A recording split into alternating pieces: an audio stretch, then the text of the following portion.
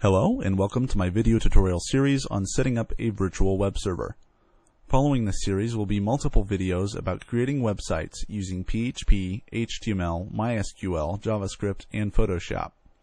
To begin, let's set up a virtual server that will allow us to do all of our work on. If you have a dedicated box or a computer you wish to install the server on, feel free to keep watching this video as I will explain what you need to do in that case. First off, you'll need to download VirtualBox, which will allow you to create a virtual machine on your computer. You can find a link to VirtualBox in the description or by Googling VirtualBox. Make sure to download the correct build for your environment. Once the download is complete, we can begin by installing it. Because I already have this installed, I will hit Repair.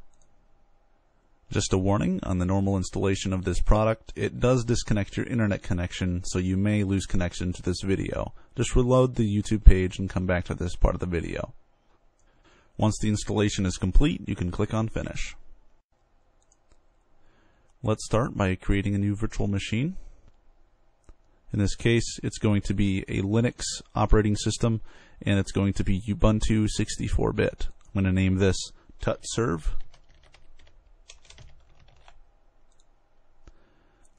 I'm going to allocate 5 gigabytes of RAM. In this case, you want to use just enough RAM that it's not going to overboggle your system. In my case, I'm running 12 gigabytes of RAM on my system, so 5 gigs should be just fine. It's going to be called TutServe, and it's going to be located on my E drive. Okay, I'm going to give this 50 gigabytes worth of space to work with.